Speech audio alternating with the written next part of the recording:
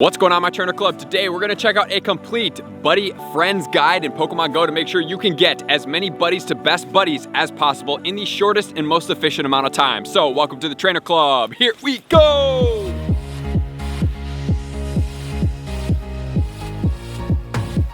Welcome back, everybody. Let me know in the comments below, how are you doing on ranking your buddies up to best buddies? Because now that we have the Master League out, we have the Ultra League out right now, and everything else, including Great League, there are definitely some buddies that we can use to help you maximize out on your teams, your strength, and then also for raid bosses as well. It can definitely give you that slight upper edge if you're trying to like duo or trio something and you just need a little bit more firepower. So today we're gonna look at everything we have to know about the buddy system, because I have developed a system that I use myself that I feel like is pretty efficient, because I have a lot of Pokemon that I want to rank up to be able to be used with a buddy boost, because you can get your Pokemon all the way to level 41. So this is super efficient, especially in some of the leagues where you got something like a Registeel in the Ultra League. It can get the buddy boost and still be under that 2500 and be a level 41, which is super efficient because it brings its stats even higher and makes your Pokemon more tanky, right? And more powerful. And so that's what we're gonna look at today. First off, we're gonna cover everything you need to know about ranking your buddies up, which is going to be super short, and then we're going to go into my strategy, and then afterwards we're going to go into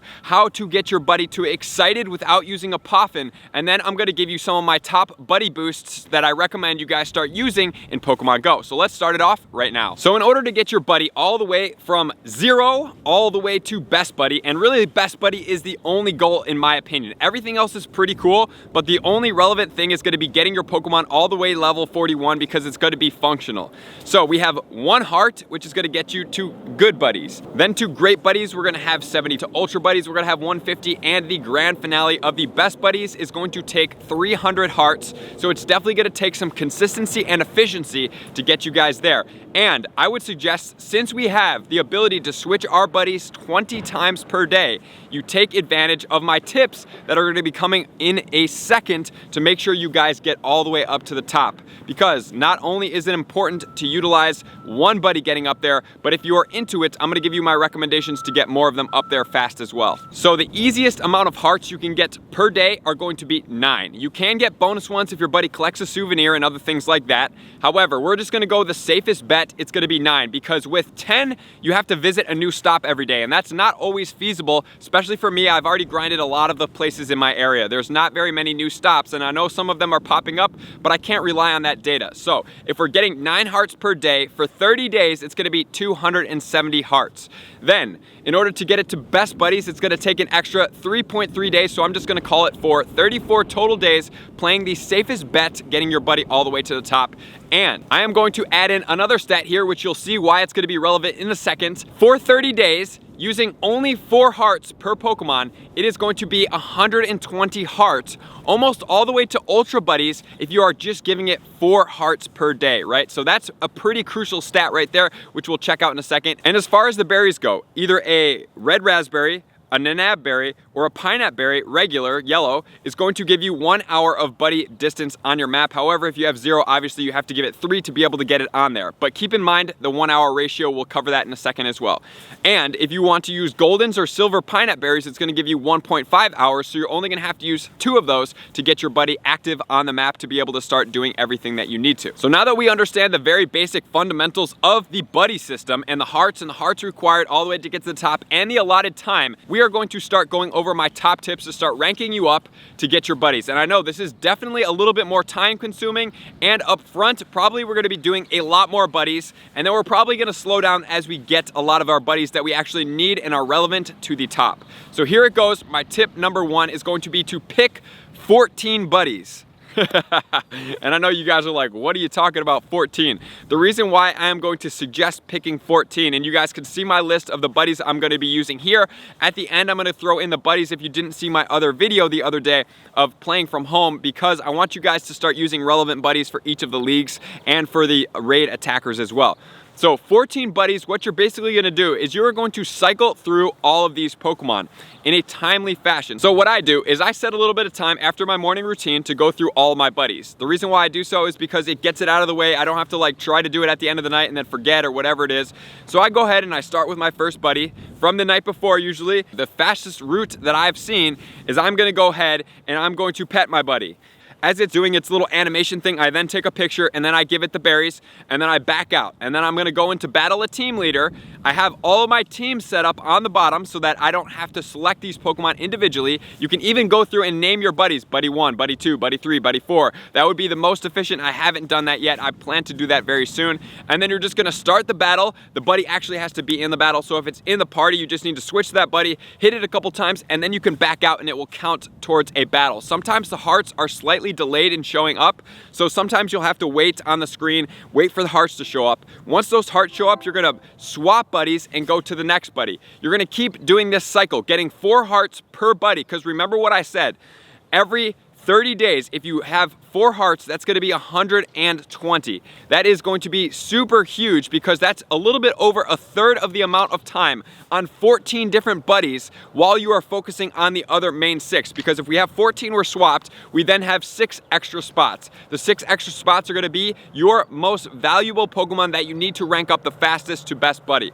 That could be something like a Registeel, that could be something like a Swampert. Whatever that is for you guys, those are gonna be the buddies where you're gonna swap. After the 14th, you're gonna go back to your primary buddy. And your primary buddies, you're basically committing to get all 9 of the hearts throughout the day. So primary buddy number 1, whatever that is to you, mine is Registeel right now. I have primary buddies. All those other basically non-6, so basically like 9, 10 of those are secondary buddies. My primary buddies focusing on getting all the hearts. So I'm gonna switch back to my Registeel. I'm gonna give it the berries. Once I give it all the berries, I'm gonna set a timer for 1 hour and 5 minutes. Why it's gonna be 1 hour and 5 minutes is because it's going to deplete a little bit past 1 full berry usage. That means I can go in after 1 hour and 5 minutes and I can feed it 2 berries and it's gonna get a berry heart. I don't have to wait 3 hours for the whole entire timer to go all the way down. After 1 hour and 5 minutes, I can go in, give it 2 berries. It's gonna bump it up twice because it has to go up 2 levels with a berry in order for it to be effective and give you the feeding heart, right? So this is gonna take us only 2 more hours to be able to get all these hearts while I am going to be walking. Walking can be done either actively playing or you can have your adventure sync in your pocket when you're running or when you're working out or whatever that is and be able to use the adventure sync for that as well because you need to get the 6 kilometers on that buddy. And I am not gonna switch until I get all 9 of my hearts, and then I'm gonna swap my buddy to my next buddy, and then I'm gonna repeat the same process. Remember, 1 hour and 5 minute timer. You can go in, give it 2 berries, and you're gonna be able to get it all the way up, and you're gonna get the buddy feed heart without having to wait extra time. You just don't want it to go under 2 hours because then you're gonna have to give it 3 berries to get it all the way up, and you might as well save a berry for more Pokemon because the berries actually, when you're doing this a lot, start to become a little bit more scarce, and it's kind of crazy to say as well. And then you're gonna keep going through your next buddy, and then you're gonna do the feed with the timers, and you're gonna go through your next buddy. And these primary buddies will go throughout the day, and if you have any left over towards the end of the day, let's say you only got through 2, you might as well use the remaining swaps to go through and feed some of your other primary buddies a heart or 2 to be able to get their levels up a little bit faster. Because remember, 300 hearts is gonna get you to best buddy, 33 days, maybe a little bit less if you're gonna be able to get some buddy boosts from the souvenirs and stuff like that. That can definitely help out, but I do not rely on them, so I wanna make sure that we're the most efficient, we understand without having to get the boost. And if you are in an area where you happen to have a lot of Pokestops that you have not spun before, that's gonna give you an extra heart as well. So that is going to be my most efficient way to get your buddies up. Even if you don't wanna focus on primary buddies, you just wanna go there, know that it will take you about 80 days total to be able to get you there. So you could even do all 20 buddies that are gonna go all the way up in a very slow manner and just have 1 buddy that you're focused on, your primary buddy, whatever that is to you, but I found it efficient to be 14 and then have 5 or 6 primary buddies in that lineup, or even 4, whatever it is, to be able to focus on, and then whatever is left over, I go ahead and swap at the end of the day, which will be 1 or 2 swaps, and I'll go ahead and feed it berries to get an extra heart. So that's gonna be the fastest way that I found without using a Poffin. Now we're gonna check out how do we get our buddy excited without using a Poffin, because then you can double the amount of hearts. It is definitely gonna take a little bit more work, and it's gonna be a little bit more diligent. So that's for the people that are kind of hardcore. This is gonna be for the hardcore that play a lot. So let's check out this strategy right now. So in order for us to understand how we get our buddies excited, we're gonna have to check out the point system. So let's check that out right now. So getting your buddy excited is not done specifically on hearts, it's done on a point by point basis. So if we visit a new location, we're gonna get 1 point. If we walk 2 kilometers, we're getting 3 points. If we feed our buddies, we're getting 1 point. If we play, 1 point, battle, 1 point, snapshot, 1 point. And then if we open a souvenir or a present, it's gonna be 3 points. And visiting a new location found by your buddy is also gonna be 3 points. So each action that is gonna be here has a cooldown of 30 minutes, except with the 2 kilometer walks, which fortunately gives us 3 points. You're gonna need a total of 32 points to get your buddy excited without a Poffin. So let's say that you can't get a souvenir, and let's say that you can't spin a new Pokestops. You're going to need 3 total cycles here with a grand total of walking 16 kilometers total. So you're gonna have to walk the 16, and then it's gonna be multiplied by 3 points, which is gonna give you a grand total of 24 points. So it's definitely gonna take a decent amount of walking in order for you to get there if you can't visit a new location or visit a new location that's presented by your buddy, in order to get your buddy excited without a Poffin. So that's gonna be 3 full cycles, and you're gonna need to do it every 30 minutes, a little bit over. So you'd have to set your alarm for 30 minutes, and then you're gonna go back in, you're gonna take a picture, you're going to go ahead and play with your buddy, and then you're gonna go ahead and battle with your buddy, and then you're gonna have to set another timer for 30 minutes, and on this timer, you're then gonna go and feed your buddy. You're gonna do each of those things that we just talked about: play, picture, battle, and then you're gonna have to do it for 1 more cycle. Definitely gonna be a lot more labor intensive, or you could just keep on going with this every 30-minute task and keep just taking a picture, go ahead and play with your buddy, battle, take a picture, play, battle, take a picture, play, battle every 30 minutes to get your buddy excited. And then you're gonna be able to unlock double the amount of hearts, which would then take a grand total of 15 total days. Probably more like 16 if you're not spinning new stops every time, because that would require then 2 new stop spins, which now we are really limiting our resources. So I hope that makes sense, guys. I hope you guys understand the point system and how everything cycles through. I hope that you guys then understand why selecting more than 1 buddy is going to be important, because like I said, every 30 days you're gonna get 120 hearts just from doing very simple actions with your buddy, which is very impactful. That's gonna be 120 hearts for 14 different Pokemon. So then if you start to make one of those primary, the amount of time to get them to best buddy is going to be dramatically decreased. So now we're gonna check out what buddies I would recommend you guys start to use for the Great, the Ultra, the Master, and then for some raid type attackers right now. So with the Great League, one of the top tanks in the Great League is going to be Azumarill. Azumarill is gonna be ranked 3, and the previous 100% IV for PvP was 8, 15, 15. However, now that we have the buddy boost, there is actually a rank above it. So I know that the 8, 15 to 15 is pretty dominant. However, if you get a 7, 15, 13, you can get it all the way to level 41 and utilize a little bit extra on the defense. So if that is an option for you guys, you can definitely do so.